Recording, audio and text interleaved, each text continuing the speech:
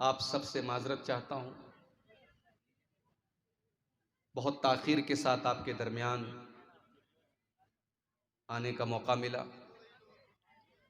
बनारस से जिस ट्रेन से मैं चला तकरीबन वो 5 घंटे लेट हो गई और 1 बजे रात में वो कटिहार पहुंची, जिस ट्रेन को 8 बजे शाम को पहुंचना था। अब जाहिर है ट्रेनें हमारे हाथ में नहीं होती, और आप ये भी जानते हैं कि मैं एक टीचर भी हूँ, ड्यूटी का मसला मेरे साथ रहता है।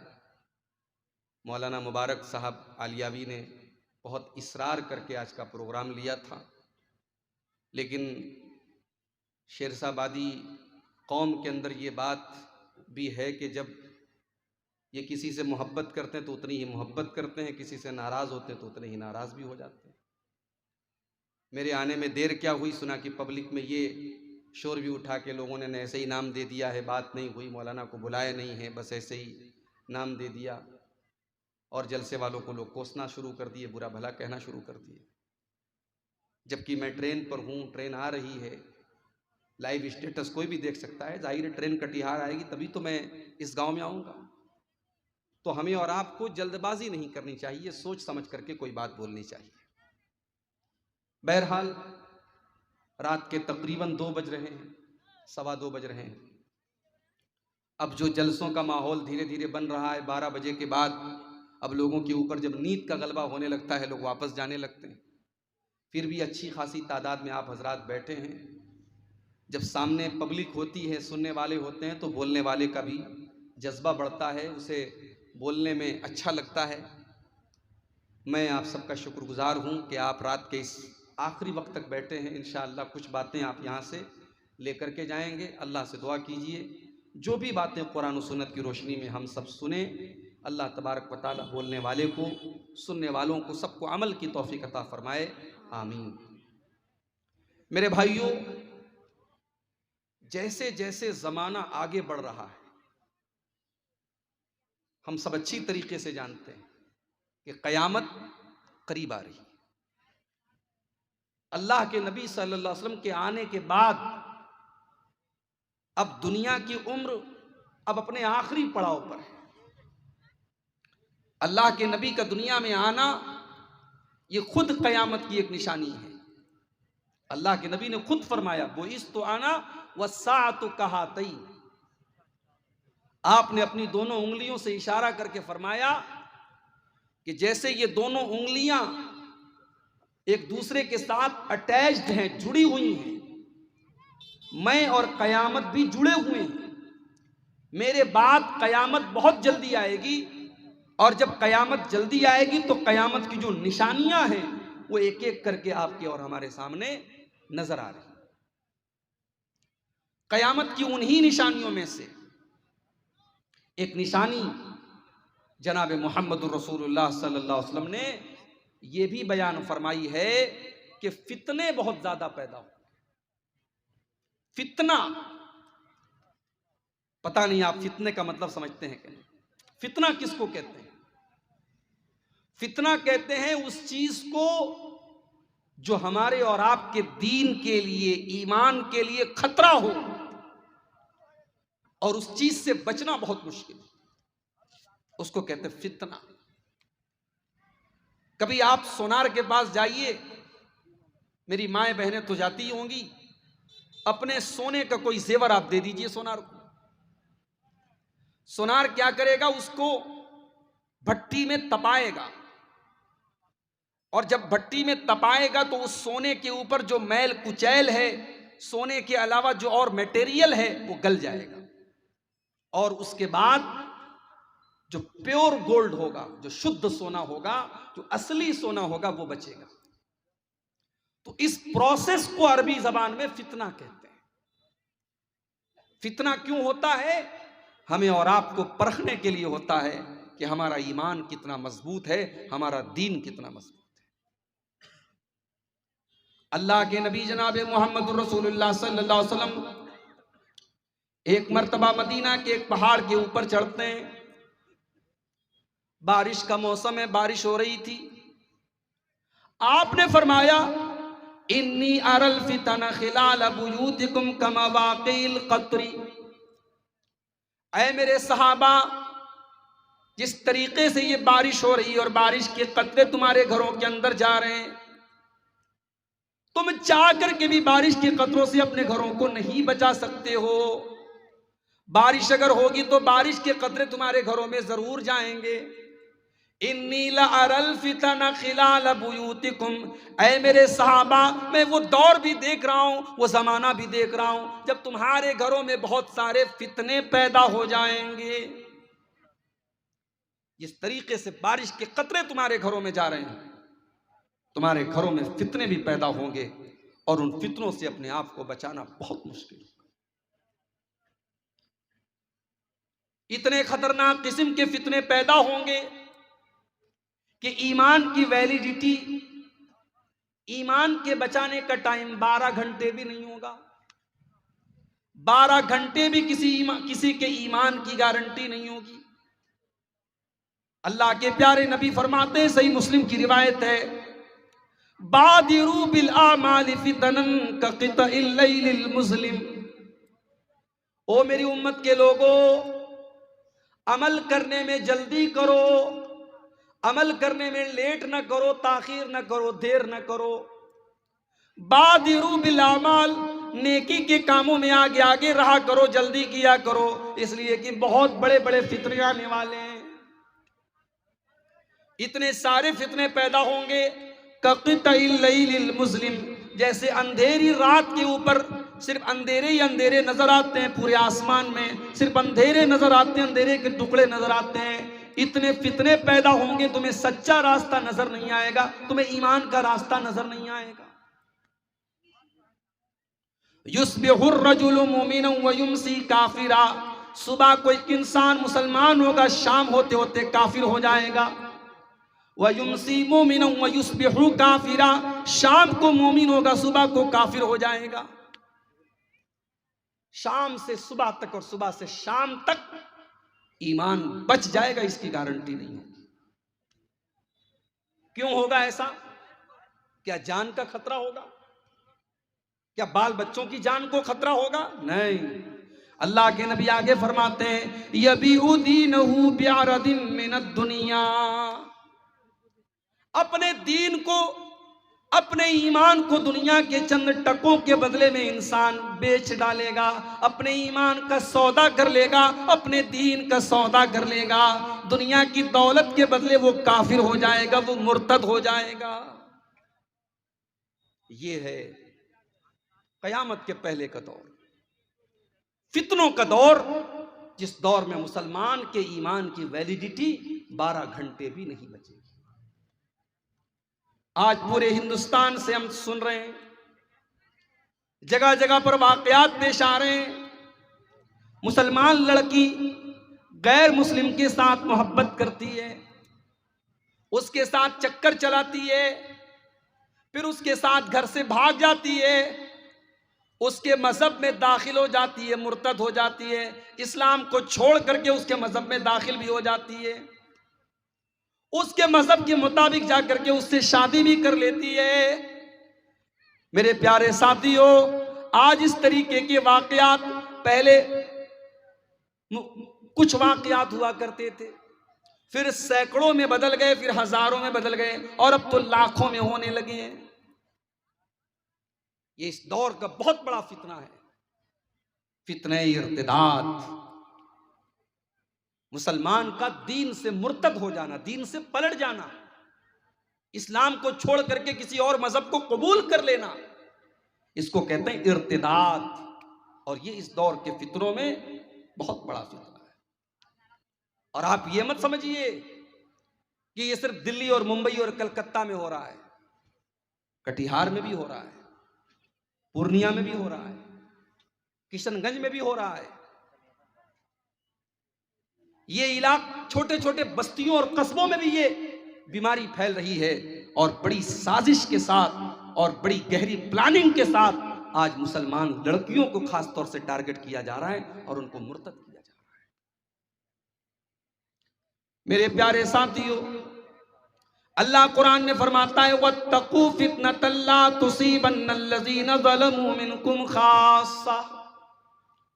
मेरे बंदो, जब फितना आएगा तो सिर्फ खास खास लोगों के घर में नहीं आएगा। जब फितना आएगा तो नमाजी के घर भी आएगा, तहज्जुद पढ़ने वाले के घर भी आएगा, दाढ़ी रखने वाले के घर पर भी आएगा। जब फितनों का दौर आएगा तो फितने अच्छे लोगों के घर में भी आएंगे, बुरे लोगों के घर में भी आएंगे। वत्तकू फितनतन ला तुसीबन्नल्लज़ीना ज़लमू मिनकुम खास्सा। फितनों से बचो, क्योंकि फितने जब आएंगे तो सबको अपनी चपेट में लेंगे, कोई बचने वाला नहीं होगा। इर्तिदाद का फितना इस दौर का बहुत बड़ा फितना है मेरे भाई। और ये बात याद रखो, इस्लाम की जितनी दुश्मन ताकतें हैं उनका एक ही मकसद है कि मुसलमान कैसे मुर्तद हो जाए। वो आपको मिटाना नहीं चाहते, वो चाहते हैं कि आप रहें मगर इस्लाम से दूर रहें। आप या तो इस्लाम से पूरा पूरा निकाल दें या सिर्फ नाम के मुसलमान रहें, हरकतें सारी आपकी जो है कुफ्र वाली हो, शिर्क वाली हो, आपको अमलन वो मुर्तद और काफिर बना दे, मुशरिक बना दे। यही उनका प्लान है। इसीलिए अल्लाह कुरान के पहले पारे में कहता है वलन तरदा अनकल यहूद वलन नसारा हत्ता तत्तबिया मिल्लतहुम। ऐ नबी, ये यहूदी आपसे कभी खुश नहीं हो सकते, ये ईसाई कभी आपसे खुश नहीं हो सकते जब तक आप उनके तरीके की पैरवी न करेंगे, जब तक आप इस्लाम को छोड़ करके, शरीयत को छोड़ करके उनको फॉलो न करने लगेंगे। जब तक आप इस्लाम को छोड़ नहीं देंगे, वो हार मानने वाले नहीं हैं। उनकी एक ही प्लानिंग है कि कैसे हमें और आपको मुर्तद बना। कुरान के दूसरे पारे में अल्लाह फरमाता है वला यज़ालून युकातिलूनकुम हत्ता यरुद्दूकुम अन दीनिकुम। ओ लोगो, ये काफिर तुमसे लड़ाई करते रहेंगे, ये तुमसे जंग करते रहेंगे जब तक ये तुमको मुर्तद न बना दें, जब तक ये तुमको इस्लाम से न निकाल दें। और आगे अल्लाह ने बड़ी खतरनाक वार्निंग दी वमन यर्तदिद मिनकुम अन दीनिही फयमुत वहुवा काफिरुन फउलाइका हबितत अमालुहुम फिद दुनिया वल आखिरा। जो इंसान मुर्तद हो जाए, इस्लाम को छोड़ दे, ईमान से निकल जाए और उसी हालत में उसका इंतकाल हो जाए, उसकी मौत हो जाए, उसकी कोई नेकी उसके काम आने वाली नहीं है। मुर्तद हो गया, सारी नेकियां बर्बाद, हज बर्बाद, उम्रे बर्बाद, उसकी सारी नेकियां बर्बाद हो जाएंगी, उसकी कोई नेकी अल्लाह के काम आने वाली नहीं। वउलाइका अस्हाबुन नार हुम फिहा खालिदून। जो मुर्तद हो जाए और उसी हालत में उसकी मौत हो जाए तो वो हमेशा हमेशा जहन्नम में रहेगा, वो कभी जहन्नम से निकलने वाला नहीं है। यह है इर्तिदाद। और आप जानते हैं अल्लाह के नबी ने एक हदीस में नक्शा खींचा है मुसलमानों की हालत का, और ऐसा नक्शा खींचा है अल्लाह के नबी सल्लल्लाहु अलैहि वसल्लम ने, ऐसा लग रहा है कि अल्लाह के नबी देख रहे हैं कि मुसलमानों के साथ क्या होने वाला है। अबू दाऊद की रिवायत है, अल्लाह के नबी फरमाते हैं यूशिकुल उमम अन तदा अलैकुम कमा तदा लकलतु इला कसातिहा। वो जमाना बहुत करीब आने वाला है जब दुनिया की सारी कौमें तुम पर टूट पड़ेंगी। जिस तरीके से दस्तरखान पर लोग लाइन लगा के खाते हैं, कुछ लोग दस्तरखान पे खा रहे हैं, कुछ लोग वेटिंग में खड़े हैं और खाने वाले के जल्दी जल्दी खा रहे हैं कि हम खा ले तो तुम आके खा लो। ऐ मुसलमानों, तुम्हें मारने के लिए, तुम्हें जलील करने के लिए, तुम्हें रुसवा करने के लिए दुनिया की सारी कौमें टूट पड़ेंगी, वो आपस में कंपटीशन करेंगी, मुकाबला करेंगी। कोई दोस्त नहीं है तुम्हारा, सब दुश्मन हो जाएंगे तुम्हारे। सहाबा ने पूछा है अल्लाह के नबी, क्या उस वक्त हमारी तादाद कम हो, हमारी संख्या कम हो? आपने फरमाया नहीं, बल अंतुम यौमइज़िन कसीर, तादाद बहुत होगी। आज मुसलमान दुनिया में अरबों की तादाद में, तादाद कम नहीं है। वलाकिन्नकुम गुसाउन का गुसाइस सैल, लेकिन तुम पानी के ऊपर जो झाग होता है, जो सैलाब के ऊपर जो बुलबुले होते हैं, जो झाग होते हैं, तुम झाग की तरह हो जाओगे। झाग, बुलबुला जिसकी कोई वैल्यू नहीं होती, कोई हैसियत नहीं होती, मुसलमानों तुम उस तरीके से हो जाओ। अल्लाह तबारक व तआला दुश्मनों के दिलों से तुम्हारे रोब व दबदबा को, तुम्हारे डर को, तुम्हारे भय को निकाल देगा और तुम्हारे दिलों में अल्लाह तबारक व तआला कमजोरी डाल देगा, वहन डाल देगा। सहाबा ने पूछा, अल्लाह के नबी कौन सी कमजोरी डाल देगा? आपने फरमाया, हुब्बुद दुनिया व कराहियतुल मौत। तुम्हें दुनिया से बहुत प्यार हो जाएगा, दुनिया से बहुत मोहब्बत हो जाएगी और मौत से बहुत ज़्यादा कराहियत करने लगोगे। मौत तुम्हें नापसंद हो जाएगी और दुनिया बहुत महबूब हो जाएगी। ये बहुत बड़ी बीमारी है जो अल्लाह तुम्हारे दिलों में डाल देगा। आज आप गौर कीजिए मेरे भाई, यानी आज वो हालात हैं कि हमें अपनी कौम की लड़कियों को यह बताना पड़ रहा है कि इस्लाम बहुत अच्छा दीन है, तुम इस्लाम को छोड़ के मत जाओ, तुम मुर्तद मत हो। हमें आज अपनी कौम की बेटियों को यह बताना पड़ रहा है। क्या इससे बढ़ के शर्म की कोई बात हो सकती है मेरे भाई? पूरी तारीख में शायद ऐसा दौर कभी ना आया हो जो दौर आज हम और आप देख रहे हैं। मुसलमान घर की लड़की, नकाब पहन के निकलने वाली लड़की। आपके बिहार और बंगाल में तो नकाब का रिवाज कम है, यूपी के अंदर, महाराष्ट्र के अंदर, साउथ के अंदर तो बहुत नकाब चलता है। घर से लड़की सर से पैर तक नकाब में निकल रही है और बाहर अपने बॉयफ्रेंड के साथ, गैर मुस्लिम बॉयफ्रेंड के साथ वो होटल में पकड़ी जाती है।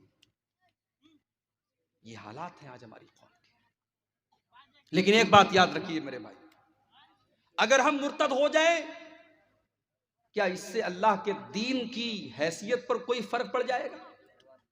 क्या इस्लाम का कुछ बिगड़ेगा? क्या नौजुबिल्लाह अल्लाह का कुछ बिगड़ेगा? नहीं, अल्लाह का कुछ नहीं बिगड़ेगा, इस्लाम का कुछ नहीं बिगड़ेगा। अरे हम सब मिल करके अल्लाह की इबादत करें, न तो अल्लाह का कोई फायदा कर सकते हैं और न सब काफिर हो जाए, मुशरिक हो जाए, अल्लाह का कुछ बिगाड़ सकते हैं। हदीस कुदसी के अल्फाज हैं, अल्लाह के नबी फरमाते हैं कि अल्लाह ताला कहता है, या इबादी लौ अन्ना अव्वलकुम व आखिरकुम व इंसकुम व जिन्नकुम कानू अला अत्का कल्बि रजुलिन वाहिदिन मिनकुम मा ज़ादा फी मुल्की शैया। ऐ मेरे बंदो, सारे के सारे इंसान और सारे के सारे जिन्नात, जितने पहले पैदा हुए, जितने बाद में पैदा हुए, सब के सब अगर मुत्तकी बन जाएं, परहेजगार बन जाएं, अल्लाह से डरने वाले बन जाएं, तब भी मेरी हुकूमत में कोई बढ़ोतरी करने वाले, कोई इजाफा करने वाले, कोई ज्यादती करने वाले नहीं है। और ऐ मेरे बंदो, सारे के सारे इंसान और सारे के सारे जिन्नात, पहले के लोग और बाद के लोग, सबके सब अगर फासिक व फाजिर हो जाएं, अल्लाह के नाफरमान हो जाएं, गुनहगार हो जाएं, मा नक़स मिन मुल्की शैया, मेरी हुकूमत में कोई कमी आने वाली नहीं है, मेरी बादशाहत में कोई कमी आने वाली नहीं है। अल्लाह की सल्तनत में कोई कमी नहीं आएगी, अल्लाह को कोई फर्क भी नहीं पड़ेगा। अगर हम मुर्तद हो गए ना, अल्लाह दूसरी कौम को पैदा कर देगा। अल्लाह ने फरमाया सूरह मायदा की आयत नंबर 54 में, 54 नंबर की आयत में, या अय्युहल्लज़ीना आमनू, ऐ ईमान वालो, मैं यर्तद्द मिनकुम अन दीनिही, जो तुम में से इस्लाम को छोड़ करके पलट जाएगा, जो मुर्तद हो जाएगा, जो इस्लाम को छोड़ देगा, फसौफा यातिल्लाहु बिक़ौमिन युहिब्बुहुम व युहिब्बूनहु, अल्लाह ताला ऐसी कौम को पैदा करेगा जिनसे अल्लाह मोहब्बत करेगा और वो भी अल्लाह से मोहब्बत करेंगे। अज़िल्लतिन अलल मोमिनीन अइज़्ज़तिन अलल काफिरीन, वो मोमिनों के ऊपर बड़े नरम होंगे और काफिरों के ऊपर बड़े सख्त होंगे। अल्लाह ऐसी कौम को पैदा करेगा। युजाहिदून फी सबीलिल्लाह, वो अल्लाह की राह में जिहाद करेंगे, वला यखाफून लौमत लाइम, और वो किसी की परवाह नहीं करेंगे, किसी के बुरा भला कहने की, किसी की मलामत करने की परवाह नहीं करेंगे। अगर हम मुर्तद हो गए, अल्लाह को कोई फर्क नहीं पड़ेगा। फर्क पड़ेगा तो हमें पड़ेगा। जो इंसान मुर्तद हो जाएगा वो दीन से भी जाएगा और दुनिया से भी जाएगा। अगर इस्लामी हुकूमत है तो मुर्तद की सजा सजाए मौत है। अल्लाह के नबी फरमाते हैं, सही बुखारी की रिवायत है, मन बद्दल दीनहु फक़्तुलूहु, इस्लामी हुकूमत के अंदर अगर कोई मुसलमान मुर्तद हो जाए, उसकी सजा सजाए मौत है। अब कोई कह सकता है कि साहब आप तो कहते हैं कि इस्लाम में बड़ी आज़ादी है, इस्लाम में राय की आज़ादी, ओपिनियन की आज़ादी, अकीदे की आज़ादी। कहाँ आज़ादी है? इस्लाम तो कह रहा है अगर तुम मुर्तद हो गए तो तुम्हारी गर्दन मार दी जाएगी। इस्लाम तो बड़ा कट्टर दीन है। देखो, आज़ादी की भी एक सीमा होती है। इस्लाम ये कहता है कि अगर आप इस्लामी हुकूमत के अंदर गैर मुस्लिम बन के रहना चाहते, कोई प्रॉब्लम नहीं। इस्लामी हुकूमत के अंदर कोई ईसाई है, कोई यहूदी है, कोई हिंदू है, कोई किसी भी मजहब का मानने वाला है, कोई प्रॉब्लम नहीं। लेकिन हां, इस्लाम ये कहता है कि जब आपने इस्लाम कबूल कर लिया, जब आप इस्लाम के दायरे के अंदर आ गए, तो अब सोच समझ करके आइए। अब आने के बाद आपको रिटर्न जाने की इजाजत नहीं। ये सिक्योरिटी का मसला है। अगर इस्लाम इसको भी आजाद कर देगा तो इस्लाम की सिक्योरिटी, इस्लामी हुकूमत की सिक्योरिटी खतरे में पड़ जाएगी। इसलिए इस्लाम ने यह कहा कि अगर कोई अब किसी मजहब पर चलना चाहता है, आजादी है, ला इकराह फिद्दीन। इस्लाम के अंदर दीन के मामले में कोई जोर जबरदस्ती नहीं है, मगर जब इस्लाम के अंदर आ गए, अब अगर मुर्तद हो गए तो सजाए मौत। इसीलिए अल्लाह के नबी फरमाते हैं, ला यहिल्लु दमु इम्रिइन मुस्लिमिन इल्ला बिइहदा सलास। जो भी मुसलमान एक अल्लाह की गवाही देता है और जनाब मोहम्मद रसूलुल्लाह सल्लल्लाहु अलैहि वसल्लम की रिसालत की गवाही देता है, उसकी जान लेना जायज़ नहीं है, उसका कत्ल जायज़ नहीं है, उसका खून जायज़ नहीं है, मगर तीन हालतों में, तीन हालतों में मुसलमान का खून जायज़ है। आपने फरमाया अस्सय्यिबुज़्ज़ानी, शादीशुदा मर्द या शादीशुदा औरत अगर ज़िना कर ले, शादीशुदा अगर ज़िना कर ले तो इस्लाम के अंदर सजाए मौत है। दूसरी चीज आपने फरमाया वन नफ्सु बिन नफ्स, जान के बदले जान। अगर किसी ने किसी को कत्ल किया है तो बदले में क़िसास में उसको भी कत्ल किया जाएगा। तीसरी चीज वो तारिकु लिदीनिही अल मुफारिकु लिल जमा। इस्लाम के अंदर आने के बाद मुसलमान अगर मुर्तद हो जाए, दीन को छोड़ दे, इस्लाम को छोड़ दे, इस्लामी हुकूमत के अंदर उसकी सजा सजाए मौत है। और ये भी याद रखिए आप कि जो मुर्तद हो जाएगा वो दुनिया में भी नुकसान उठाएगा। बीवी अगर मुर्तद हो गई, शौहर के साथ रिश्ता खत्म। शौहर मुर्तद हो गया, बीवी के साथ रिश्ता खत्म। बेटा अगर मुर्तद हो गया, बाप की प्रॉपर्टी का वारिस नहीं होगा। कोई भी अगर मुर्तद हो गया, इस्लाम को उसने छोड़ दिया या इस्लामी शरीयत के किसी उसूल का इनकार कर दिया, नमाज का इनकार कर दिया, रोजे का इनकार कर दिया, ज़कात का इनकार कर दिया, हज का इनकार कर दिया, जहन्नम का इनकार कर दिया, जन्नत का इनकार कर दिया, नबियों का किसी भी इस्लाम के प्रिंसिपल का, उसूल का उसने इनकार कर दिया, तो वो मुर्तद हो गया और ऐसे शख्स की जनाजे की नमाज नहीं पढ़ी जाए। इनकार कर दिया। एक है कि नमाज नहीं पढ़ता था, वो गुनहगार था, काफिर नहीं था, लेकिन नमाज का इनकार करता था, नमाज को मानता ही नहीं था, वो काफिर है, उसकी जनाजे की नमाज नहीं पढ़ी जाए। और इतना ही नहीं, उसको मुसलमानों के कब्रिस्तान में दफन भी नहीं किया जाएगा। ये जिल्लत और रुसवाई उसको दुनिया में मिलेगी और आखिरत में जो मिलेगी वो तो मिलेगी। मेरे भाइयों, ये बहुत ही खतरनाक मसला है, इर्तिदाद का मसला। और इस वक्त बड़ी तेजी से इर्तिदाद की लहर आई हुई है। हमारे वो बच्चे और बच्चियां जो कॉलेजों में पढ़ते हैं, जो यूनिवर्सिटीज में पढ़ते हैं, जहां इस्लाम की उनको कोई शिक्षा नहीं दी जाती, दीन के नाम पर उन्हें कुछ नहीं सिखाया जाता, वहां वो पढ़ने लिखने के बाद उनका माइंड डाइवर्ट होने लगता है, उनका दिमाग घूमने लगता है और एक बड़ी संख्या में नौजवान लड़के और लड़कियां दीन से बेजार हो चुके हैं, दीन से दूर हो चुके हैं और इस्लाम से नफरत करने लगे हैं और इस्लाम के बारे में उल्टी सीधी बातें करते हैं। याद रखो मेरे भाई, अगर आपने इस्लाम के बारे में कोई अपशब्द बोला, नबी के बारे में आपने कोई गलत बात बोली, तो दुनिया में उसका अंजाम भुगतने के लिए तैयार रहिएगा। अल्लाह के नबी के पास एक ईसाई आया, उसने कहा मैं मुसलमान होना चाहता हूं। कलमा पढ़ लिया उसने, पढ़ा लिखा था। अल्लाह के नबी ने कहा तुम पढ़े लिखे हो, चलो तुमको एक काम दे देता हूं, मेरे ऊपर जब कुरान की आयतें नाजिल होंगी तो तुम उनको लिखने का काम करना। बुखारी के अल्फाज है, वो अल्लाह के नबी के ऊपर नाजिल होने वाली आयतों को लिखने लगा। कुछ दिन तक उसने कुरान को लिखा, उसके बाद वो मुर्तद हो गया, दोबारा ईसाई बन गया, दोबारा क्रिश्चियन बन गया। जब वो ईसाई बन गया, उसने अपनी कौम के लोगों से कहना शुरू कर दिया, मा यदरी मुहम्मदुन इल्ला मा कतबतु लहू, अरे मोहम्मद को तो कुछ नहीं आता, मोहम्मद को तो उतना ही आता जितना मैंने लिख के दिया है। नऊज़ु बिल्लाह, उसने अल्लाह के नबी के ऊपर ये इल्जाम लगाया कि अल्लाह के नबी को कुछ नहीं आता, उतना ही आता है जितना मैंने लिख के दिया है। उसने बार बार ये जुमला अल्लाह के नबी के बारे में कहना शुरू कर दिया। बुखारी के अल्फाज हैं, कुछ दिनों के बाद उस इंसान का इंतकाल हो जाता है, मौत हो जाती है।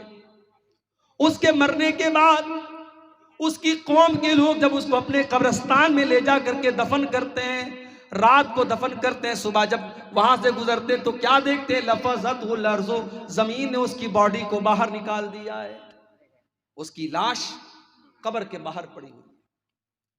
कौम के लोगों ने कहा जरूर ये मोहम्मद और उनके साथियों का काम है, ये मोहम्मद सल्लल्लाहु अलैहि वसल्लम को और उनके साथियों को बुरा भला कहता था, उन लोगों ने इंतकाम लिया है, बदला लिया है, ये उन्हीं का काम है।